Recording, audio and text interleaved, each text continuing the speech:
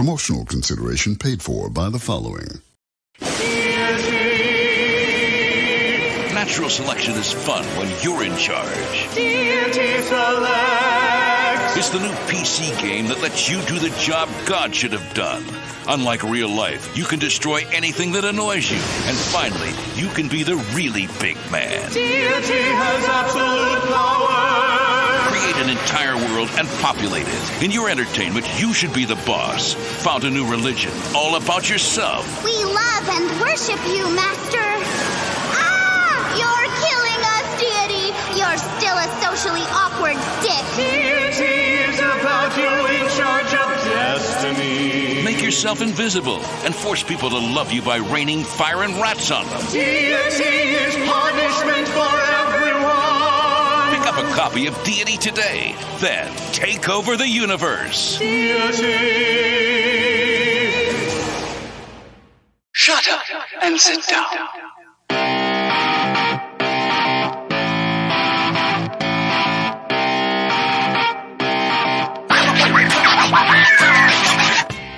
Oh, it's me. What's up, everybody? Welcome back to Third Shift. It's episode 341, and I, of course, am your host, your funky leader, the greatest man who's ever lived. It's me, it's Matt, and I'm pumped for the show, as I always am, because with me, as always, it's the Light Bearer, the Light Bringer, the Light Bear Bringer, the Beastmaster, Third Shift. It's Eric, and he's here to tell us how his week was. Hey, Eric, how was your week this week? It was a pretty dang good week, Matt. I went ahead and got a brand new microphone, as I said last week. Got it hooked up finally, trying to figure out the kinks and work through everything. But we're here. We're having a good time. And first and foremost, this weekend, I played some Wild Hearts. Me and Shay got in there, man. I'll tell you what. It was glorious. It was so much fun. We went, let's face off against this monster to continue the story to get us to the next zone, right? Nope. This wolf beat the holy bajambos out of me and Shay. We didn't stand a chance.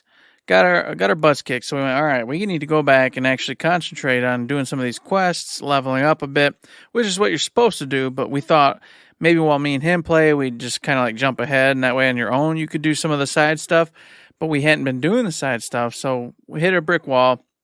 So we went back, and we started doing some of the side quests, and leveling up, gearing up, getting some stuff on, and to speed things up, we decided to go ahead and throw in the call to get some help while we're doing it. It was easy, it was quick, it was functional. Every baddie we faced off against, I'd go, bloop, add in help. Sure enough, seconds later, another character would come in and join the squad. We'd go murder said monster, get its pieces, go back to town, see if we had enough to upgrade. By the end of the night, we had all the pieces we could possibly get to be upgraded as far as we can get before heading off to this new monster. And just to tell everybody, like, how easy and streamlined that was. It's fantastic because I love Monster Hunter World, don't get me wrong, but it was complicated. It was a little more annoying to get things going, a little more complicated. It wasn't as easy as Wild Hearts makes it. So I'm really digging this. I'm really having a good time with it. Plus, like I've already told you guys, just the monsters themselves are very unique, very fun, and we're having a great time with it. I can't wait to play tomorrow or Saturday night, whatever night Shay's available, to do that again. And then, of course, Destiny 2, we've been in there, rocking it out. I've been trying to catch up, not as much as I should be. My compatriots, they're ready to raid. They have been raiding. They've got 3 bosses down with just 3 players, and they're begging me to just get up there so I can go in there with them with 4, because there's a good chance we might be able to beat the raid and or at least get a couple more baddies down along with the 3 that they already can do. So I've made an effort to actually do that. I'm hoping this weekend I'll finally get there, so that way I can join them in the raiding before it gets to the point where they're annoyed and or finished and don't want to play, as I've discussed a million times. So we'll see how it goes. Hopefully this weekend's it. And then Hogwarts Legacy, Matt. It's a game I keep saying I love and I want to finish. Didn't get a lot of time on it this week. However, today, as we talk, I did play for a couple hours. I did the Haunted House Mansion, like, weird quest that came with, if you, like, pre-bought it or whatever it was, the case was, it was a special mission that you only got for doing something with how Hogwarts Legacy. I don't remember what it was. It doesn't matter. The thing that matters is how cool that quest was. Like, every other quest has been what you'd imagine in Harry Potter. This one was like, hey, you want to buy the shop? Yeah, I want to buy a shop. Bought the shop. And then you go into this dungeon, man, where it turns into this creepy, weird, haunted house. Dolls popping up, mannequins coming and getting you, the whole nine. I started it like late last week or whatever, didn't finish it, didn't touch it, and then this today picked it back up. Had to redo the whole thing because there was a glitch in it.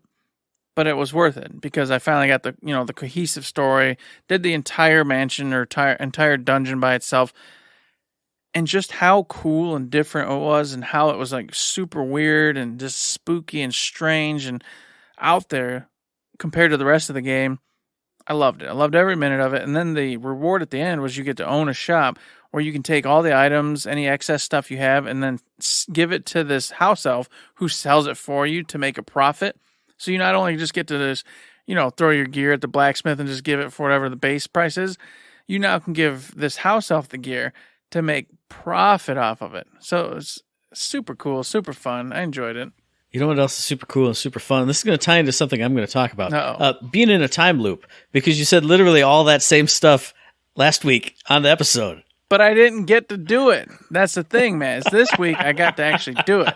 Because if you remember last week, I didn't get to actually finish the mission. This week, I got to actually finish it properly. So I'm doing it.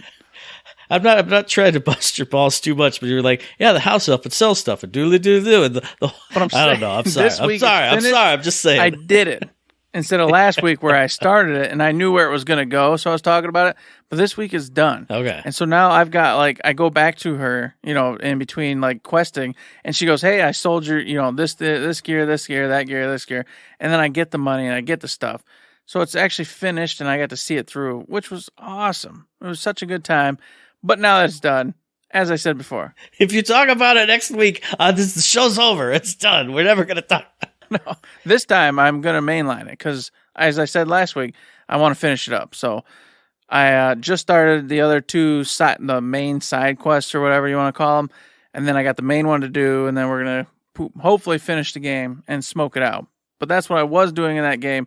And I know I said that last week, but like I said, this week I actually did it. Last week I knew where it was going, so I was just talking about it. But this week it was actually done and completed, and it made me feel good because I felt like, except for today, I didn't touch the game. So I just neglected the hell out of it. And it made me sad because I got too many games coming. I just bought Resident Evil 4, the remake, which is going to be out tomorrow, or later tonight, actually, at midnight. So I'll be playing that one for sure. Yeah, exactly. Shake your head in sadness because it's another game hitting books that should be played, but you're never going to play it. You didn't play 8. You never even finished 8. So, just let it go. You never even played 4. So why are you even excited for this one? You hated 4. Anyway, let's go on to the next thing we're going to talk about. It's fine. Last and not least, the Diablo 4 demo hit last weekend. And this is what got my main gaming time. I, of course, jumped on the Sorceress and played her and went to a Frost build. So I'm going in there, picking all the Frost abilities, except for a teleportation ability, which you got to have if you're a mage. Teleportation is just what it is. Thus far, it is a return to form. Everything's darker. Everything's got that more grizzled, lively vibe. They say it's 2, but I almost feel like it's more like 1, where it looks realistic. It's kind of just dirty and dark and dank and just everything's screwed up. And that's how 1 was. 2 was still that, but it kind of was more colorful. And I think that's where 3 got its inspiration from. It went even more colorful and vibrant and whatnot. So I want to say it's more of a return to form of the original Diablo. Either way, the music was fantastic, graphics fantastic, the usual. I don't think there's any big AAA games where you're not going to say those things anymore.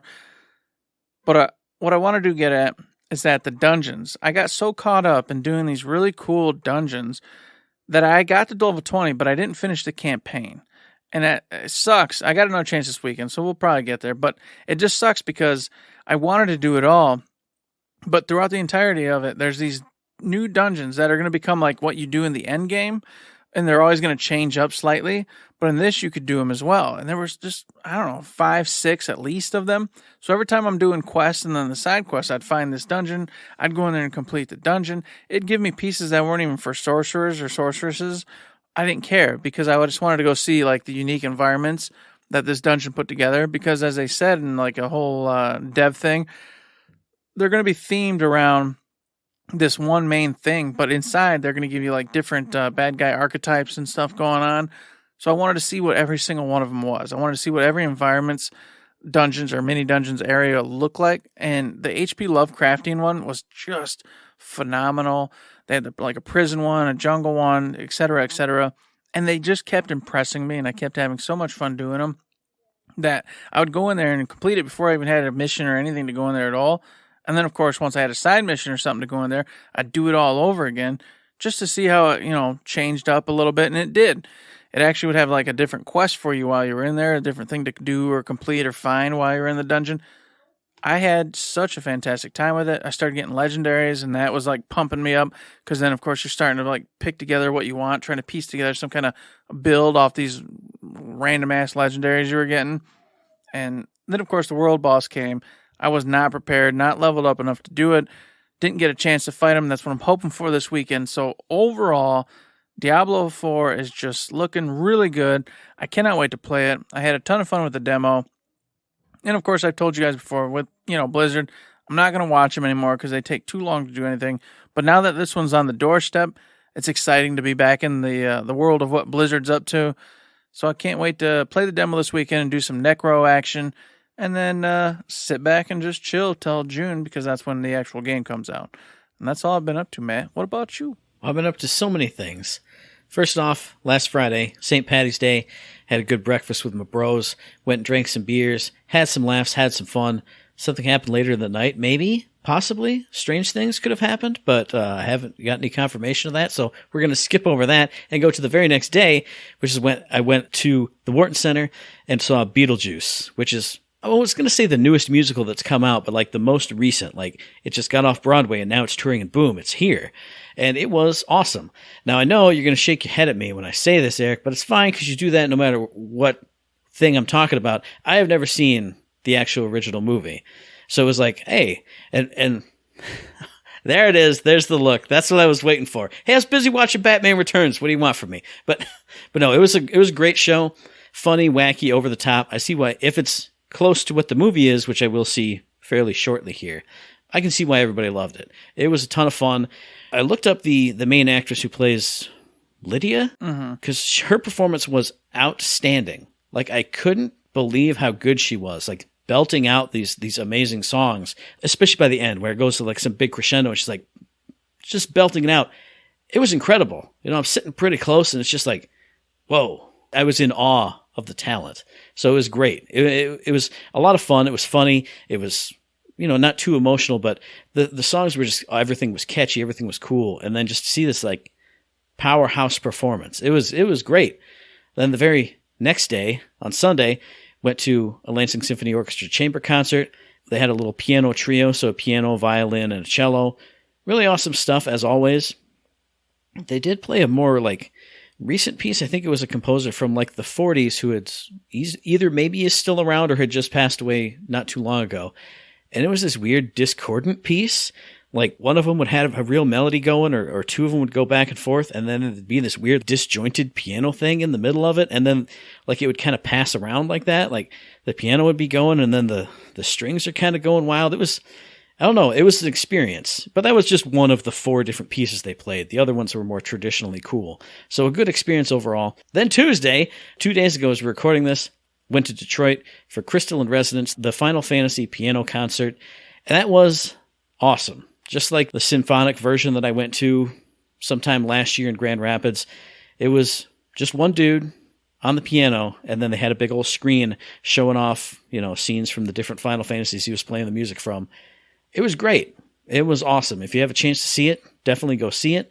I think I enjoyed the symphonic one more just because there was different varieties of stuff, and it was a bigger, a broader spectrum of music. You got strings and horns and winds, and they had, a choir there too, doing all the stuff. So you could do like One Winged Angel. They did that there. But it was still great, and there were still, I could still hear some sniffles, some not dry eyes in the house when they were playing. Like I said, since there wasn't a singer, you couldn't play Eyes on Me, but you could play the instrumental version, which is called something else. So, seeing that up on the screen and hearing some of the best music ever composed, like I've always said. And there was a beautiful moment for me, though, because they played like a bunch of heavy songs in a row. There was that, there was Eris's theme, there was something from, a romance theme from Final Fantasy IX at the end of the first set, right before intermission, and then they hit up Mambo de Chocobo from Final Fantasy V, and I went, yes, just it was great. It was fun, and just a great time overall. And just like Eric, I feel like in general I've just been neglecting my games. I haven't felt compelled to play much of anything. I look at my Forspoken disc because it's literally right here down below my monitor, and I go, yeah, I do need to play that, and I still love that game. And then I look at my PS5 and I go, man, Like a Dragonetian, I do love that, and I need to play that game. And I go, I don't know though, and I don't. But what I have been playing is Pushmo on my lunches and before work. That's a ton of fun. The puzzles are some of them are getting absolutely nuts. There's one, it took me like 20 minutes to figure it out. And if you ask me right now, I don't know how I did it. And at the time, I don't know how I did it. Because I did it kind of the same way, like 3 times. It got stuck at a certain point every time. And then it was like, and I'm not trying to say anything weird here, but it was like my hands had a mind of their own, because I just stared at the puzzle, and all of a sudden I moved the one thing. And I didn't think, I gotta move this one thing. Oh, if I go here, I can do that. It just moved. And I went, oh, that's how I do it. And then I went, bip, off to the top. It was one of those, like, must have just been soft focus. I'm just, puzzle mode took over the brain. Oh, the thing that I couldn't see it when I wanted to see it. I just had to naturally see it. You know what I'm talking about. Oh, I do. Yeah, I don't know how many Catherine puzzles I solved by just doing it. Yeah. I don't know what I was doing. I just did it. I just let the flow go, and I was just moving things, grooving, and all of a sudden I'm like, yeah, that worked. Yep. I don't know how I did it. It worked, though. I'm here. I'm at the top. It was like a piece just came out all on its own. And I know I did it, but because I saw him wiggle it out, but I went, how did I do that? What? Oh, well, jump. What was the thought process behind that? I don't know. Why didn't I think to move that block? How did it move? How did it move? It just did. It just came out just for me. Yep. Mallow said, enough of your shenanigans. I'm just going to move this thing. Here it is. Oh, thank you. Appreciate you. Let me go to the next level. But then I've gone on to the next set of levels, which are all, I didn't say this in my releases when I talked about it, but there's a bunch of levels that are shaped like objects. Like, hey, it's a strawberry, and so there's layers of red with little white dots in there. So I've gotten to the next one of those, so it's been like a whale and a dinosaur and a stegosaurus and all kinds of other stuff. So it's been that game's a lot of fun. I don't think I'm even halfway through it yet, and it just gives me so much joy. But the other thing that I have played, again on the 3DS, is something I wanted to make my release, but we've done it already in IG2G episode 23, and that's Radiant Historia Perfect Chronology. And I remember you talking about this as a release, because I was watching those videos, and they said, if you get one 3DS RPG, it's got to be this. And I went, I remember Eric talking about this, and there being time loop stuff, and a cool combat system, and all kinds of stuff. And I didn't remember exactly, but I remembered exactly that much. And then I started playing it, and it's got all that stuff in it. And I'm like, oh, man. And it's got good voice acting so far. Only a few characters have voice acted that I've met, but they've all been really good. The art style's great. The combat system is so much fun. I could play just that for hours. And I'll get more into that like on What You Play on Third Shift, because I've already gone long. And then the time loop and stuff, oh my God, I've gotten to a point where I could go back, and I desperately want to go back, but I also want to go forward. And oh man, it's so good. That's great. I am loving it. So there's a third giant game that's already here, like in my hot little hands to play. So that's why I sank and I hung my head when you talked about Resident Evil 4. But we're not going to talk about that because that's the end of my week. That's it. What else is going on, Eric? What you got? Well, I'll tell you right now, we got a game coming out here that I'm hot for. I can't wait to play. I just got into the PS4, VR5, which I talked about last week. Got to play it finally. This week, still haven't got to touch it again since the last week, but that's just the way life goes, but I still can't wait to touch it. And of course, it came to my attention that The Walking Dead Saints and Sinners Chapter 2 Retribution has come out on the PS5 VR and a couple other places, I think, for PSVR 1 or whatever, for the PS4, it doesn't matter. It's out on stuff besides what it was previously released on, which was like the MetaQuest or whatever. it's here. It's been updated. It looks better. It feels better. And I cannot wait to play it, Matt. It has been developed by Skydance Interactive, Skybound Games. And of course, if you don't know, it's a VR game. You hop in, you're first person, you got your hands floating in the air.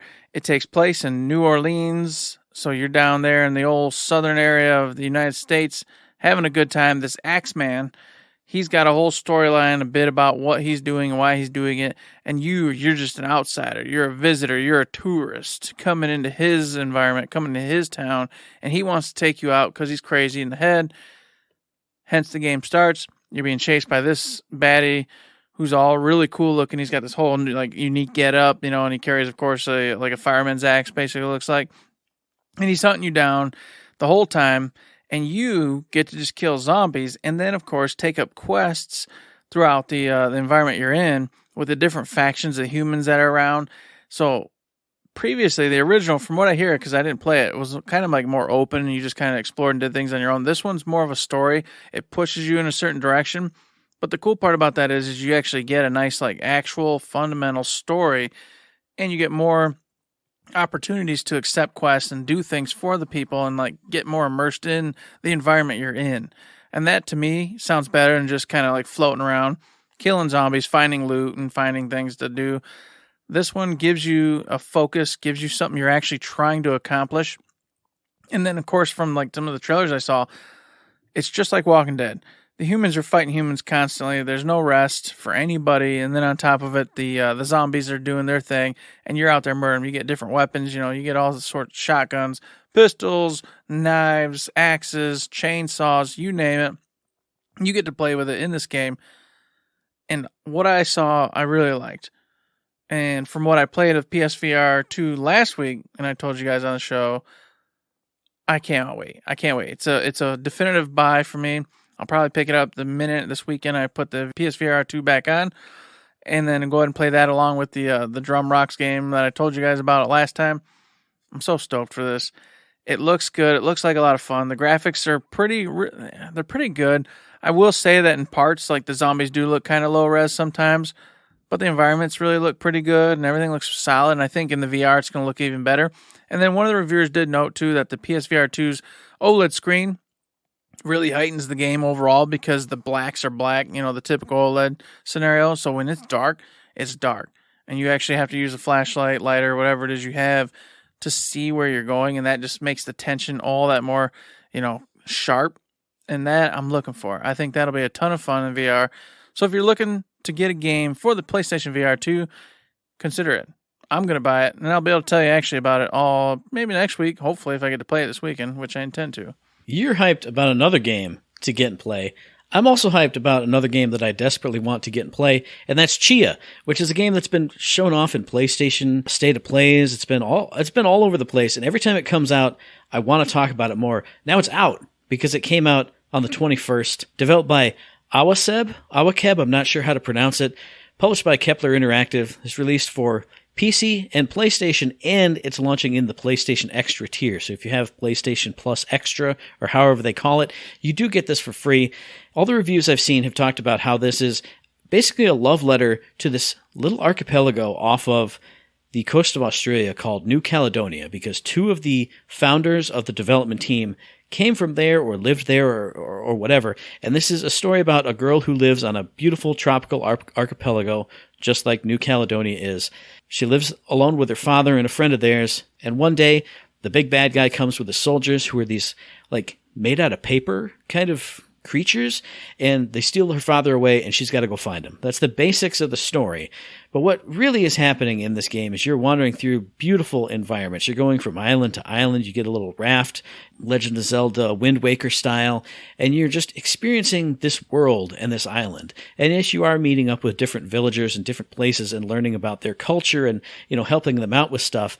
But it's kind of just a love letter to those islands, that culture, the mythology, everything about it, because in this game, as Tchia, you do get a soul jumping ability where you can kind of cast yourself into all the animals you see. So if you want to get across through the forest a little faster, you can cast yourself into a deer who can sprint way longer than you can. If you want to fly in the sky, you can soul jump yourself into a bird. You can also soul jump yourself into inanimate objects. So if there's nothing around that can let you fly or sprint really fast, cast yourself into a coconut or a rock, and then you can roll down the hill really fast. And they've shown off in some reviews and some gameplay videos and stuff that like you can kind of throw the object and eject yourself out again. And then if you jump back into it, like if you're rolling downhill as a rock, you do that jump and throw thing. Then you jump into the rock. Now you're flying through the air. There's also cool stuff where you can jump on like these palm trees and you can kind of rock them back and forth and use them as a slingshot to propel yourself. All kinds of cool movement tech, kind of cool fun abilities you can use as all these different creatures. And like I said, there is a story about going to find your father, but it's more about just experiencing this world and this culture. You know, a lot of the reviews have said, I don't like it because you can't like mark an objective on your map and just go straight there. Well, that's the point. It's because it's all about the journey and like what kind of side stuff you'll find along the way. Maybe you'll find a new animal. Maybe you'll find a new villager over here and learn about their story. Maybe you'll find a little cave to go in and learn a new song on your ukulele, which grants you special abilities like changing the weather or refilling your health or spawning animals that you can then soul jump back into. There's a little bit of combat when you find camps of those little paper-made enemies and you jump into like lanterns or gas cans and you burn them. I gotta say, it's another one of those games where you have to watch some reviews and some gameplay videos of this. Because even just, hey, it's a big open world you explore and have some fun in, that sounds cool, but it's gonna sound so much cooler when you see how beautiful this game is. Like, the only thing I can compare it to is like Zelda Breath of the Wild, which I haven't ever really played, but it's that beautiful, sort of cel-shaded, but not really. But when you see the video clips of her on the raft sailing with the big giant islands in the distance, it looks incredible. Or when you see your soul jump into a fish and you go underwater and the whole color tone kind of changes as you're underwater. Not just like everything goes blue, but it's so like shiny and bright and I don't know, just like wondrous that you're swimming around as this fish, which is also nicely colored and everything. It's not like super high tech, the best graphics in the world, but the way they use color and the shapes and the lighting and everything, it's absolutely beautiful. And so if you are one of those kind of gamers who wants to get lost in a big open world, wants to explore, who doesn't want to have like a checklist of things you have to do, go to point A and talk to person B, and then go to point C and talk to person Y. If you just want to kind of explore and just feel free to roam around and let your imagination take you wherever you want to go, this is the kind of game for you. If you want like a low pressure kind of a game where the focus is more on the journey than the destination, you got to check out Tchia. It sounds like a nice breath of fresh air for me, so I'm excited to get this, excited to play it. If you're like me, you should get Tchia too. While you're over there getting Tchia, Matt, let me tell you, the first little item we're going to talk about today is the GDC has come and has gone. That is the Game Developer Conference. For those of you who don't know, the 2023 version has come and gone. And of course, when they're there, they do all sorts of like conferences and classes and all sorts of stuff and meet and greets, as well as, of course, give out their own rankings of like what they thought were the best games for whatever reasons. Did anything of interest come out of this for you, Matt? Did anything speak to you? Any sort of game getting nominated for this or getting that? Any sort of conferences or just in general anything come out of GDC 2023 for you? Well, I got to say, first off, no, not really. Mm-hmm. But I do have to say that I feel like GDC is one of those things I should take a greater interest in, because I know a few years ago there was one developer or somebody who had a talk there that was actually really interesting. I feel like it's something that kind of comes and goes, and there's a lot of stuff in there that I would love to hear about, but this year I didn't even know it was happening until it was over. And I went, okay, well, let me see the latest GDC news on Engadget or Verve or something, and they didn't give me anything. Nothing. The only thing I saw was, hey, it's the GDC Awards. And I went, okay, let me see what new stuff happened here. And it was all the same stuff just like from the Game Awards. Like, I'm not trying to say anything bad, but it just feels weird to, in March of this year, have the same kind of awards going that we had in December of last year. Yeah. So I don't want to poo-poo it or anything, but nothing popped out for me, even in the category that should be something new. Like, here, it's been 3 more months of awards, and it all went to the same stuff. Yeah, the awards portion makes no sense to me, to be honest with you. Like you said, it's so late in the game who cares anymore? We're already getting into like all the coolest games of this year. So I feel like that part is kind of meh. The part that I think they should focus on, and they don't, at least to my knowledge, is the classes and the speeches and everything from all the different developers who go there and give talks about their profession and how they do what they do from any company, Gearbox, Square, you name it. There's all sorts of representatives there giving all sorts of classes about what they did and how they did this for this particular game. And of course, the developers there can attend those and everything, but a lot of those never make it to YouTube or anything where we can listen to it. And that's where I think they should focus on, because I hate to say this, but I don't really care what the developers think are the best games of the year. I don't really care. What I do care about is the knowledge they have and what they can teach me through listening to them about how they do their craft and how they came about making this character or designing this level. Like, that stuff's awesome. That's what I want to know about. I don't, game of the year, that's all just for fun. We do it at the Game Awards, like you said. Two quick things on that is, I feel like I remember the GDC Awards being, maybe this is just an outlier year, but I remember them being a lot different than the traditional Game Awards ones, like a few years ago when we first started looking at it. Because it would be those outlier games that you wouldn't think about. And they went, oh yeah, this won because of this crazy awesome system that they put in that was so cool. And it wasn't just, hey, the biggest games of the year won the biggest games. Now, maybe it's just this past year with Elden Ring and God of War Ragnarok. What else are you going to say? Because technically they are the best and they're just the best. I don't know. So that was one thing. The second thing is, you sparked it in my brain. I think it was that Gearbox user research team. They had a talk at GDC like 3 or 4 years ago when I was super hyped to hear more about them. And they actually even put it online, and I was super excited to watch it.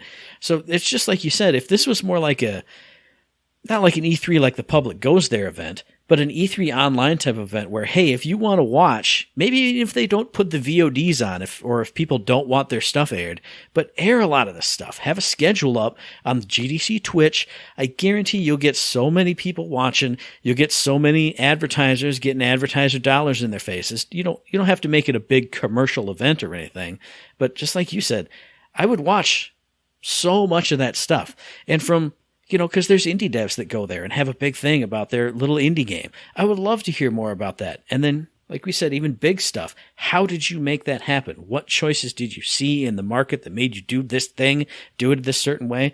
It would be awesome. Well, and then I know for certain, like Ash was there actually having a panel, giving a speech. Randy Varnell was there. I don't know if he was doing a panel or anything, but I know he was there. He was part of the Gearbox team going. And I'm sure he probably did have a panel because, of course, he's been so entrenched in Gearbox and the story and whatnot for all their games. I would have tuned into those in a heartbeat. So, like, if I had just known where they were or where to find them or where to see them, I would have been there and done that. But, of course, it just felt like it all came and went, and the only knowledge I have of it is through the Twitter feeds of those individuals saying, hey, I did the thing. And then the hundreds of more devs who are like, I didn't go, but here's my information. And here's who I am, and reaching out to other devs like me. That kind of stuff. I just wish they'd put more of a focus on that, and then letting us normies access it and actually listen and check it out, because devs do nothing but complain that we're ignorant and don't know what goes into making a game and how they do it and what it takes. Well, this is an opportunity for you to actually put out there the work you do and how it goes and why some things can't happen the way we think they can happen, et cetera, et cetera, et cetera. And maybe we'd become a little more knowledgeable, and some of us would complain a little bit less. Maybe not. But either way, it'd still be cool for me to check out. Yeah, I 100% agree with that. I mean, I would literally watch people talk about any game, even games I don't like, because I would want to know how it is that you went and did what you did and why you did it. And it would just give such a broader knowledge of gaming in general.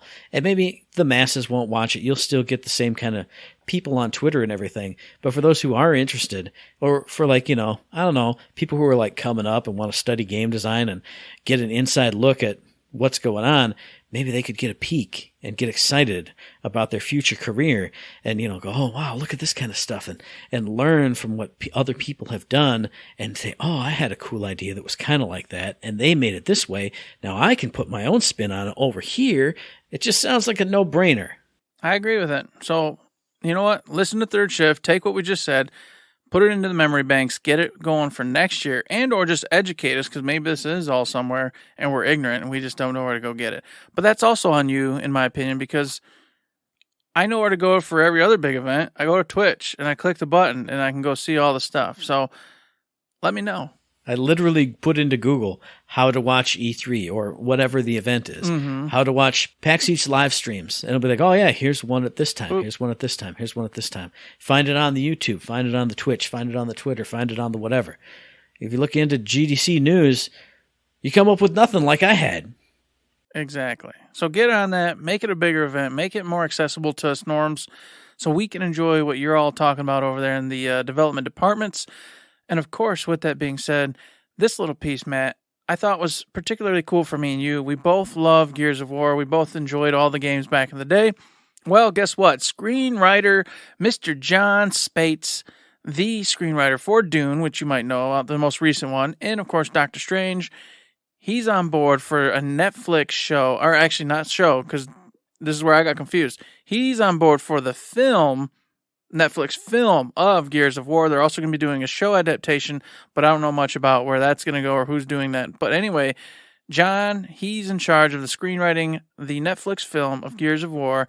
It's just getting off the bucket, so this is years down the road, so don't get like super excited. But holy crap, man, what do you think? Do you think this has room to succeed? Do you think you're going to instantly be on board? Are you upset? What's up? I don't see how it could not succeed if you do it right. I mean, it's a tale of a battered army coming back against gross ass aliens. Who doesn't love that? You got so many movies that's just, I don't know, aliens showed up when we fought them, and everybody loves them. Even the dumbest ones, like Battleship or Battlefield LA or whatever it was called. Battle LA, Battle Los Angeles. I got it. I finally got it. Simple stuff. People love this kind of stuff. And here you have this like beautifully destroyed world and brothers, bonding together. And even if you don't make it like giant jacked up bros and you just have normal style soldiers trying to do this impossible task, how do you not make it awesome? Like, that's bonds of brotherhood and loss and victory and victory, especially in the face of certain death. All those themes that are in Gears of War make for great movies. So I'm not hyped for it. I'm not super excited for it, but it's got potential. And you said it, though. If it's just getting off the ground, well, maybe when I'm 50, this will come out and be like, oh, I remember Gears of War from back in the day, because where the hell's the Borderlands movie? That's still not here. We've been talking about that for 8 years. I'm hoping it's when we're 45, man, not 50. 45. That seems more likely. But I got to say, if you want to see the whole article, I got it over on Game Informer by Charles Hart. But I guess they did a little interview with, John or whatever. And this is what got me excited. He sounds like he actually paid attention to what Gears of War is. And he goes on like a little thing about how he loved the world. He loved, like you said, he loved the camaraderie of the soldiers and the nitty gritty, just what it takes to get through and fight these aliens and stick together and all that. He mentioned all that. And I went, well, you've at least had to do your homework and check out Gears of War before you decided to do this, which I totally appreciate. And then on top of it, he's worked on some really cool movies prior. So that just elevates what I think could happen. And then to top it all off, just as with The Last of Us, the Coalition, they're on board. The developers and the main head of that is on board and going to be working hand in hand with John to create this film for the Gears of War. So you've got, the peeps right behind it who actually made all this stuff. They're going to be working hand in hand with John to make this a reality. So I've got high hopes that this is actually going to be pretty dang good. As long as they have the coal train, because the coal train runs on whole grain, baby. Woo! Coal train runs on whole grain, baby. Wow! You got to bring that man in just for a voiceover at least. If the coal train's not there, you bring him in. Well, it's funny you bring that up because I agree with you wholeheartedly. But also, if you remember Batista, he's been auditioning for this role for years now. That's true, yeah. Years. He actually had a whole set made up and everything. Did the whole 9. Are they going to bring him on board? Is this where he finally comes on board? He actually has a skin in the game, of course, as is mentioned in the article as well, and we all know anyway. But this is it. This is his chance. Dave better get out there and hustle to get himself a spot as one of the characters in this game, which he wants to be, of course, the main big dog himself, Felix, I think it was, or whatever. Marcus Phoenix. There it is, Marcus Phoenix. I'm too far in Harry Potter. Well, see, what I was thinking too is you don't even need to make it like the Gears of War storyline because everybody gets that. You could just make like Squad B or whatever, or just literally anything in that Gears world and have Marcus Phoenix and Coltrane runs on Whole Grain Baby. And you can have them be like legendary figures who fought in like the first wave or whatever. Because, I was just thinking about, Batista would be great. I like his acting. I like him in movies, but I don't necessarily want to see just we're all giant jacked up cogs. Yeah. Maybe he could be the one who's trying to lead him through and he, big sacrifice at the end and takes the bomb into the giant thing or whatever. It could just be regular ass dudes. It doesn't have to be, and everyone's huge. They don't even have to be huge because all the themes are there. Everything's there. You could just make any kind of Gears movie. The theme could just go anywhere. Well, it's exactly as you say. You could just have it tangentially a different crew, but in maybe the first episode, you see the main goons over here, and you're part of their whatever mission you're on. But then you get split up, and they all go this way, and then of course their adventure goes off to what it goes off to, and then you and your crew end up going this way, and you get to tell a whole new tale with all new, quarrels and losses and wins, etc.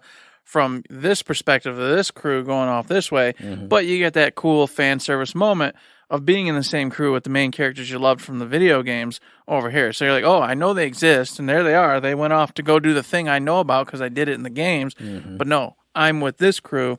Well, we got separated, and now we're on a whole different adventure. We get picked up later. Who knows where we go or what stories are told. It's fresh. It's in the world. You know that Coltrane and them are alive and doing their thing, but you're not there, so you don't have to criticize each piece and part based off what the games was because you're not in that world. You're over here now. This be great. Yeah. Hopefully that happens. I don't know though.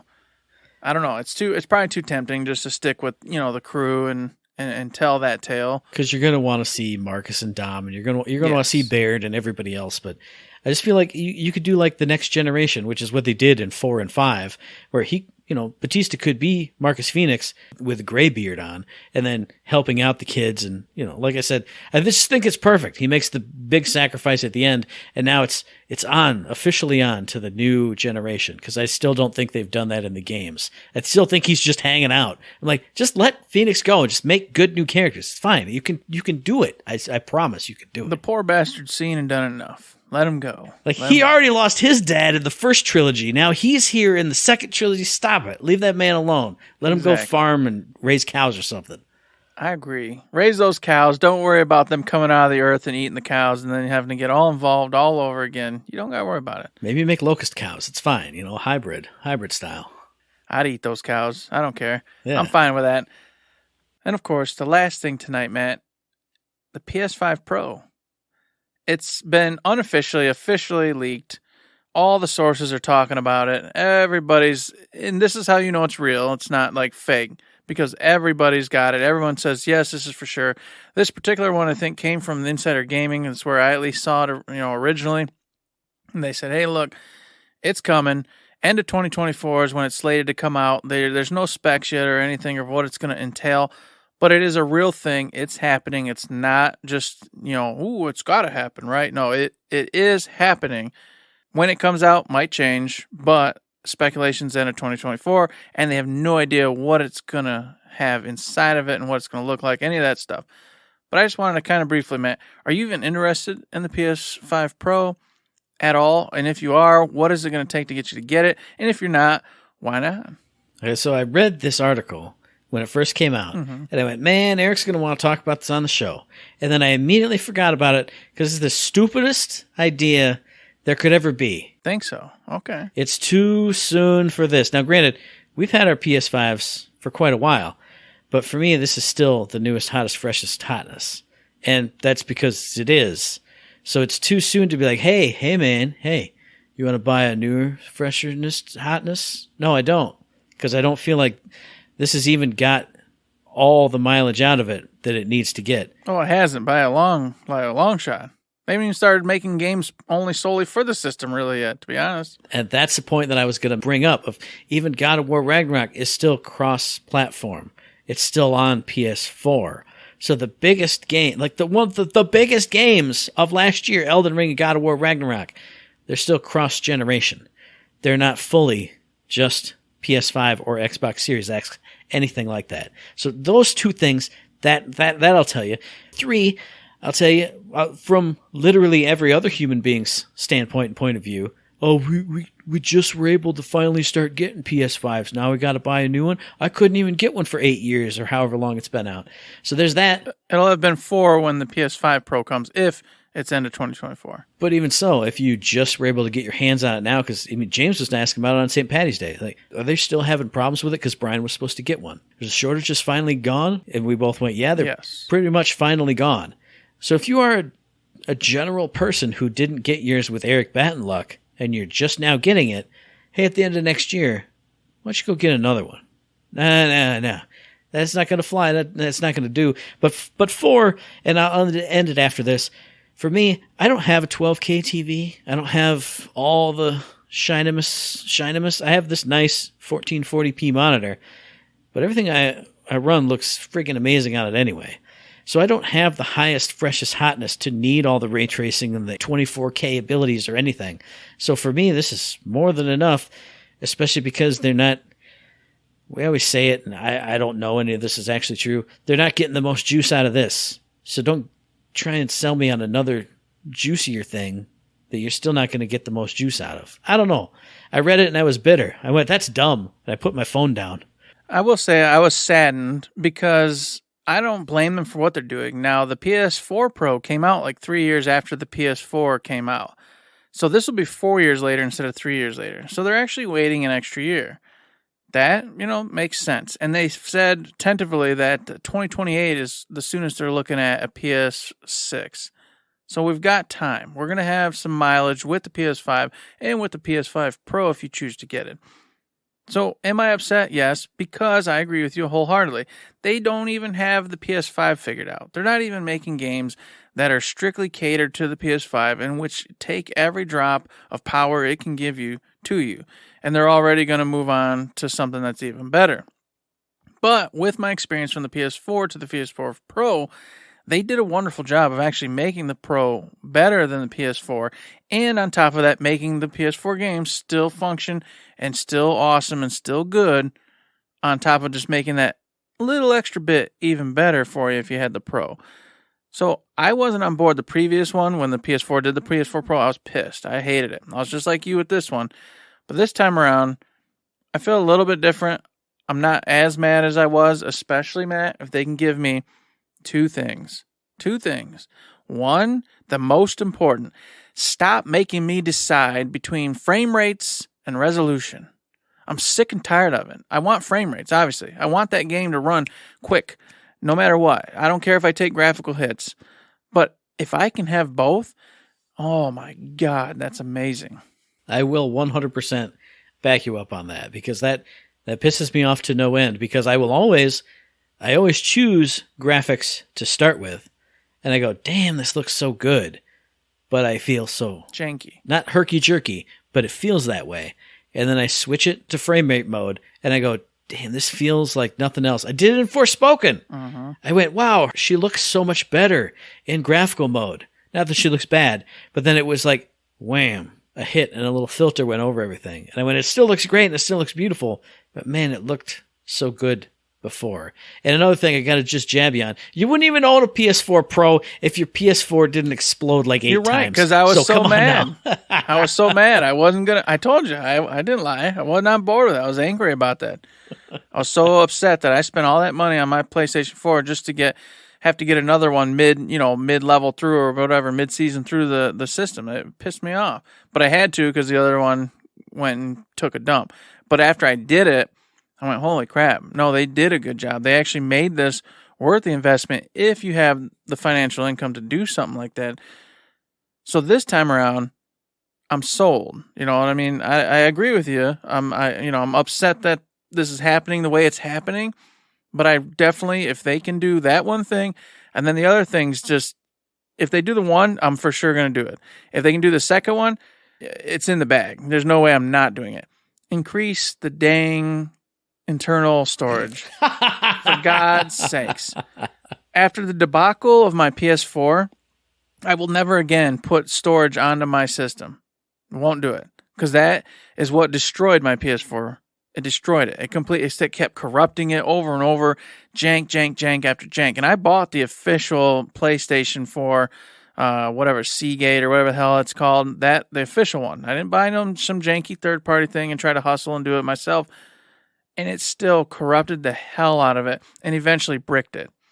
So I said, after that, I will never again buy any sort of storage that isn't what comes inside that machine. And I'm finding myself, I can only have 4 to 5 games on my PlayStation 5 at any given time now, and that's unacceptable. It's crazy. I've got to delete games I didn't finish, which I wholeheartedly intend to finish off because I need to make room for something I need to play or want to play right now. I will 100% back you up on that. Again, you're making good points. You should have started out, because I started out super negative, but if they released PS5 Pro with a 3 terabyte SSD inside of it, you sold me. Because I mean, I can go without it, yes, but when I do have loaded up big games like Forspoken and Like a Dragon and gosh, Resident Evil 4, if I get that when it comes out, I'm going to have to start deleting this and that and the other thing. If I don't have to do it and I can literally feel comfortable that it's right here, it's not on a server somewhere that I can download that's going to get delisted and disappear. It's literally in my hot little hands. That's worth it. Exactly. So if it does those two things, I can't say no. Can I be upset still with, like you said, you didn't even get the power out of your original before you're boosting it up and doing the pro side? Yeah, I'll be upset. I'll be kind of agitated because there's a lot of us out there who think that they should have migrated from the PS4 crap a year, 2 years ago at this point and been exclusively PS5 and working with it, because no matter what they tell you, the devs and all of them tell you, they are cutting corners and doing little things here and there to make it easier to get that PS4 version from the PS5 version. Do we really have to have those books looking that sharp right now when we can just leave them kind of janky so that way we don't got to modify them in the PS4 version? Yeah, sure, we can do that. Get rid of it. PS4, you're done. Get out of here. Are they or are they not? This would be a great thing to hear a GDC talk about. How did you make it cross-generation? Wouldn't that be awesome? But you're neglecting the other thing that made me throw my phone down in this article. Because they were talking about, I don't know if it was the PS5 Pro or just the next. This is what made me think the whole article was bupkis. Because they talked about, oh, they're going to make a PS5 with like a snap-on and off disk drive. And I went, that's real. It's real, man. That has surpassed the PS5 Pro as the dumbest thing I've ever heard. Also because they will 100% find some way to have the disc. Now, when you snap it on, it's got to be tied to your accounts, because otherwise I could snap my disk drive off and give it to you, and you could play all my games, and I could sell you my game for $10. You know exactly, they're going to do some funky junk. So it's going to be Xbox One with Kinect all over again, where it's always got to be all connected and always online to use the disk drive, so you can't take it camping because you can't go online with the disk drive. It's going to be ridiculous. There's going to be some shenanigans. Yeah, it will probably be exactly that, but their whole reasoning was they want to stop producing the two different models. And so they thought the most efficient way would be to produce the one without the disk drive and then sell you an actual little, external disk drive that you can put on if you like your disk. But like you said, they're not going to let you just give it to me and have fun with it. No, they're going to tie it into some online BS, making it so the whole fundamental reason why having the disc is the best thing in the world is because no matter where you're at and what you're doing, you put the disc in the game and you play it. It's fantastic. You're not going to be able to do that anymore. It's going to be the most efficient and the dumbest way of doing it. Hey, how about just stop making the digital only one? Now, I know it's cheaper, and I know it's cheaper to manufacture and it's cheaper for the consumer, but just cut the price of the other one by 50 bucks. And then just make only that one. Yep. Only that one. Now, granted, you lose money on consoles and all this stuff that I don't know about because there's not a GDC talk on this. But if you want to stop, make the right decision. Do the right thing. Just go with the one that you and I have, the one that everybody should have. If people want to just go digital only, you can still just be digital only. Who cares about a slot in the front? Nobody cares. Use it. Just turn it to the wall. It's fine. Exactly. So there you go, folks. You got a little bit of time left with your PS5, and you're going to have PS5 Pro coming right around the corner, whether you like it or not. So if you haven't got one yet, now you got to start that whole argument of whether you wait, whether you don't wait, what do you want to do? Are you just happy with the PS5 regardless? Do you want to get on that Pro version? It's the same argument we had back when this happened with the PS4 to PS4 Pro. It's up to you guys. I know I'm a sucker, so I'll be on board. I'll be getting it, and then I'll be moving my PS5 upstairs and attaching the PSVR 2 to it, so that way it's right there, easily accessible and usable without me having to move my PS5, well, now Pro, over to the other TV, like I told Matt I had to do last week, etc. But wouldn't you want your PSVR 2 Pro running on your PS5 Pro? Yes, you would. Don't shake your head at me. What if it makes it even better and hotter and shooter and cooler? But I'm just going to say, as always, interesting if true. If it comes around, bookmark this episode. Everything's subject to change. And you can listen to our debate on this whole thing. But multiple sources did it, so therefore that's why I wanted to talk about it. It wasn't just like one random, tech Mahindra or whatever the hell it is. This is out. Everyone posted it. All the big dogs, Game Informer, GameSpot, IGN, everybody. So you can go find this stuff anywhere you want to. That's why I mentioned it. This is another one of those moments. And I know I don't mean this seriously because there's so many drawbacks to the other way, where it just makes me just want to be a PC gamer. Why buy a new console every 4 years? We can just buy a new graphics card and shove it in there. Except you can't buy a new graphics card because Eric had to go through 4 years without getting his new graphics card. So it's a whole nother kettle of fish. Hey, Matt, do you want the newest one, the 4070, 4080, 4090s? They're $1,500. So you can go buy 2 PS5s, no problem with that money, Matt. So here's what I'm going to do, X. What I've always said I'm going to do. I'm just going to go back to playing like Nintendo and Super Nintendo games. Retro, man. I'm going to turn into that 40-year-old guy who just plays pinball and Nintendo and Super Nintendo. And Tetris. And my 3DS. I'll play my 3DS and my Steam Deck. If my Steam Deck can't run it, I'm not playing any new games anymore. And I'm going to play that 3DS. I'm going to download everything on it, just like Gerard the Completionist did. Did you see that video? He downloaded all of it. Yeah. Heck yeah. Uh-huh. I'm just going to do that. That's all I'm going to play. Man, oh man. Well, you enjoy being in the past, Matt. You enjoy that. I'll keep jumping to the future, and we'll have the perfect show anyway. I'll be able to talk about what's new. You'll be able to talk about what's old. That's right. It's a perfect combination. So what about you out there in podcast listener land? Are you getting a little snap-on for your digital only? You're not going to do that. Don't tell me you're going to do that. Even if you are going to do it, don't tell me about it. But tell us about anything else. Any questions, comments, concerns, any feedback. If you just want to say hi, send it to us via the email, thirdshiftme@gmail.com, on the Twitter machine @ThirdShiftME, and find us on Facebook under Third Shift. Indeed, you can find us over there on the old Facebook. You can also find us on Patreon, where we accept the tips that you give to keep the lights on over here at Third Shift. We appreciate everybody who has done it in the past, present, and or future. It helps us pay the bills over on the internet and do all sorts of cool stuff and get cool stuff to keep playing video games and talk about them for you, to you. And, you know what? Just thanks a lot. I appreciate it. Matt appreciates it. Or at least he says he does. Sometimes he looks at me with these eyes that are strange, and I don't know. Maybe he's going to kill me tomorrow. Just if it happens, help me. It's too late. Help my family. It's too late because you're dead. Damn it. But if you're not dead, you can listen to the very next episode, which will be dropping on the 30th of March. Hey, coming up on quarter end, Eric. Isn't it great? Isn't life grand? Ain't life grand? But you can find that episode on iTunes, on Stitcher, on Podbean, on Spotify, and on YouTube. And as I always say, hey, if you like what we're doing, you'd like to help us out, please give us a like, a rating, a review, a comment, a subscription, any kind of good thing on any one of those good services, because it does help us out. And we really do appreciate it. We do indeed appreciate it so very much. Just like we appreciate those 5-star reviews on the iTunes and the Spotify. Please get over there. Give them to us. Help us out. Help us help you. For realsies, it's a fantastic thing, and we'd appreciate it so very much to take 2 seconds of your time to do that, or help us out in any other way you can, which I've already explained and should have explained before, but I didn't today for some weird reason. Don't know. But you know the freaking rigmarole, so I'm not going to say it. That's it. It's the end of the show, folks. It's late. So with that, there's nothing else to say but... Don't forget to say...